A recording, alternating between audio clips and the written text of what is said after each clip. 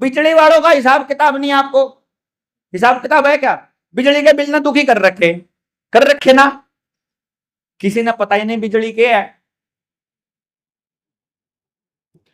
सूरज की ऊर्जा कदे खत्म हो सके? पानी अगर बह रहा है उसकी ऊर्जा कभी खत्म हो सके? नहीं हो सकती। बिजली कदे खत्म हो सके? अपने पता ही नहीं हो सके कि नहीं हो सके। लेकिन सरकार नहीं, महकमे में बैठे लोग, बिजली विभाग या मंत्रालय, वो बोल रहा है कि इतनी बिजली खपत होगी। एक अपने साथी हैं मोर्चे गई, और संजीव शर्मा का एक सेशन था हिमाचल में, अपना जो शिमला में ट्रेनिंग हुई थी, उस ट्रेनिंग में, उस सेशन में उन्होंने करंट के बारे में बताया था। तो उस सेशन के बाद अपने मोर्चे के साथी के जिज्ञासा पैदा हो गई, बुलंदशहर से था, उसने अपने डिस्ट्रिक्ट में आरटीआई डाल के या चिट्ठी डाल के पूछ लिया कि भाई आपने यहां जो पावर हाउस है, इस पावर हाउस में जिले में कितनी बिजली का उत्पादन किया? तो वहां से जवाब आया 10 lakh kilowatt, megawatt kilowatt, 10 lakh unit kilowatt hour, 10 lakh unit पैदा हुई, ये उन्होंने जवाब दिया। अब 10 लाख यूनिट अगर जिले को मिली है तो ब्लॉक में बटेगी वो, अगर 5 ब्लॉक है तो 2-2 लाख बंटनी चाहिए। उसने अपने ब्लॉक वालों से पूछ लिया कि तुमको कितनी बिजली मिली है? उनके ब्लॉक वालों ने जवाब दिया हमको 12 लाख यूनिट मिली है एक ब्लॉक को। 10 लाख तो पैदा हुई और 12 लाख एक ब्लॉक को मिल गई, बाकी ब्लॉकों को भी मिली है। अब उसके और भड़क बैठ गई कि यार जितनी पैदा हुई थी उससे भी फालतू हो गया, तो पंगा हो गया। अब उसने अपने गांव में गया तो जो बिजली का मीटर था लगाने वाला, जो कनेक्शन ले रहा था, जो वो रीडिंग लिया करता, वो ठिक्के पाऊंगा मैं रीडिंग वाले, वो उससे बोला भाई सामने घर आइए, ओ मैंने बताइए कितनी रीडिंग होगी? बोला जी भाई पूरे गांव की नहीं हुई है। तो जब पूरे गांव की हो जाए तो बता दिए। बोला जी कल हो जाएंगी। बोला नु करिए, तेरा सेवा पानी करूंगा, तेरा खर्चा पानी दूंगा, तू घर आइए। उन्होंने सोचा भाई 50-100 रुपए मिलेंगे खाम खाई के, तो वो अगले दिन सारी रीडिंग लेके कंप्लीट रीडिंग करके उसके पास पहुंचा। बोला कितनी यूनिट होगी, कितने का बिल भर दिया लोगों ने? उसने बताया जी 14 लाख यूनिट का बिल गांव गांव में तय। 10 लाख जिले से चली, एक ब्लॉक को 12 लाख मिल गई। और ब्लॉक में कितने गांव, लगभग 54-50 गांव होते हैं, उस एक गांव में 14 लाख का बिल। इसका मतलब 1 रुपए का कितने हजार रुपया बनाते हैं बिजली वाले, इसका अंदाजा देश की जनता को है ही नहीं। प्योर लूट है बिजली, प्योर लूट। नुकसान क्या करती है वो तो हमने पहले सेशन में बताया था, और लूट का खेल ये आपको अब पता चल गया। अब अगर नॉलेज नहीं तो कैसे पता चलेगा? अगर नॉलेज होगा तो बिजली वाला बिल क्यों कर ले लेगा आप पे? दूसरी कहानी, बिजली का बिल कंपनी को जाता है और हम सोचते हैं सरकार को जाता है, जबकि मंत्रालय को जाएगा ज्यादा से ज्यादा। सरकार को अगर पैसा जाएगा भारत सरकार को, तो वो सरकार की ट्रेजरी में जाएगा, और ट्रेजरी में पैसा जमा नहीं होता, ना टोल का जमा होता, ना बिजली का जमा होता, ना चालान का जमा होता, ना जुर्माने का जमा होता, ना आप कोई और पैसा देते हो वो जमा होता। यानी भारत सरकार की ट्रेजरी में कोई पैसा जमा नहीं होता, वहां भी भारत की लूट है, वो भी सिर्फ कंपनियों की है।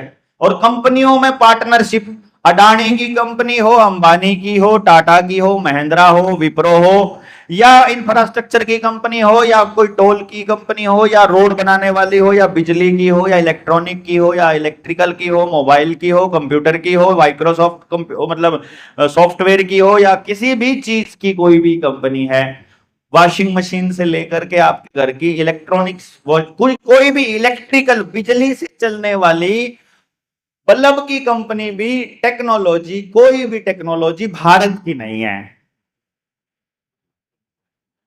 यहां तक कि अमेरिका ने पेटेंट करवा रखा है हल्दी पर भी। हल्दी अमेरिका में पैदा नहीं होती, लेकिन पेटेंट करवा रखी है, हैं? नीम पे भी पेटेंट करवा रखा है। जितनी औषधीय पौधे हैं ना, औषधीय पौधे जितने भी हैं, सबको पेटेंट करवा रखा है। इसका मतलब पेटेंट का कानून भी गुलाम बनाने के लिए, बाकी के बिल भी गुलाम बनाने के लिए, और ये सारे इलेक्ट्रॉनिक आपकी सेहत को खराब करने के लिए। और ये बात आपके गांवों में किसी को नहीं पता, और ये बात समझने में कम से कम 3 साल लगेंगे। आज बताने लगोगे तो 3 साल लगेंगे, अगले साल बताने लगोगे तो यो साल और जुड़ के 4 हो जाएंगे आज के दिन तक। अगले साल बताओगे, यानी जिस दिन बताना चालू करोगे, जिस दिन बताना चालू करोगे उस दिन से 3 साल लगेंगे। अब आप सोच लो कि आप बताना चालू करोगे कि नहीं करोगे। नहीं करोगे तो कभी पता नहीं चलेगा देश की जनता को, लेकिन बताना चालू कर दोगे, चाहे सुनो अगला ना सुनो, पागल कहेगा ना। यार मेरे पास कितने कमेंट आते हैं कि लोग हमको पागल कहते हैं, ठीक है? अच्छा, आप लोग भी मुझे पागल कहते हो क्या? आप लोग नहीं कहते हो, लेकिन लोग कहते हैं।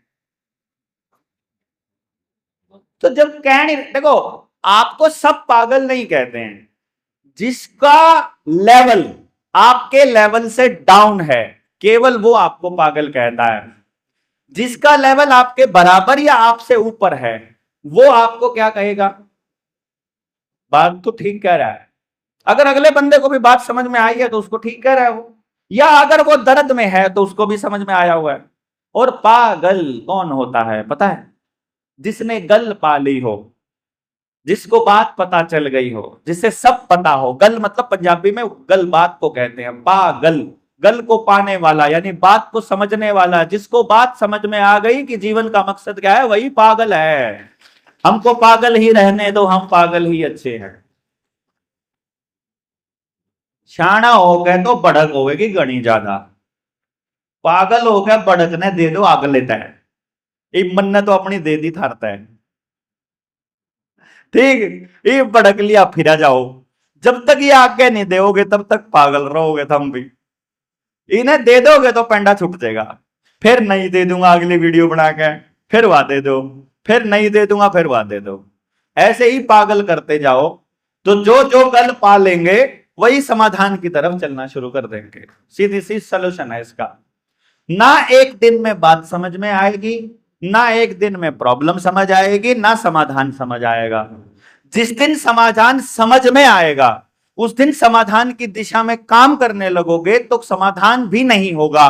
फिर आपको उस समाधान को अंजाम देने वाले लोगों की जरूरत पड़ेगी। फिर आपको वैसे लोग इकट्ठे करने के लिए वैसे ही माइक लगा के चिल्ला चिल्ला के ऐसे लोगों को बुलाना पड़ेगा। आ जाओ कोई ऐसा ऐसा, आज हमें ऐसे आदमी की जरूरत है, अब हमें ऐसे आदमी की जरूरत है। जब वो लोग इकट्ठे हो जाएंगे तो एक बेसिक स्ट्रक्चर आएगा चीजों को संभालने वाले लोगों का। एक पीढ़ी को अपना पूरा जीवन संघर्ष में देना पड़ेगा यदि अगली पीढ़ी का जीवन बचाना है तो। अगर आपने नहीं दिया तो आपकी अगली पीढ़ी को संघर्ष पूरा जीवन करना पड़ेगा। और अगर आपने संघर्ष कर लिया तो इस बात का ध्यान बिल्कुल रखना है कि बच्चों को रगड़ के रखना है। आप में से जिसके जीवन का अनुभव मुझसे अलग है मुझे बताना। जिस भी मां बाप ने अपने बच्चे से घर के सारे काम करवाए हैं, पूरा दिन काम लगा के रखा है, अपने साथ बातचीत में शामिल रखा है और मेहनत करवाई है और पढ़ ले नहीं किया है, उसका बच्चा सबसे काबिल बच्चा है आज के टाइम पे। और जिसने भी अपने बच्चे को घर के काम से अलग करके ये बोल दिया कि तू ये मत कर, तू पढ़ ले खाली और कुछ मत कर, उसी का बच्चा आज के टाइम पे निकम्मा हो चुका है, वो किसी लायक नहीं है। यानी संघर्ष ही आदमी को जीवन जीना सिखाता है। तो बच्चे आपके पास कितनी ही धन दौलत हो जाए, आपके पास कुछ भी हो जाए, लेकिन अपने बच्चे को कुछ भी फ्री में नहीं देना।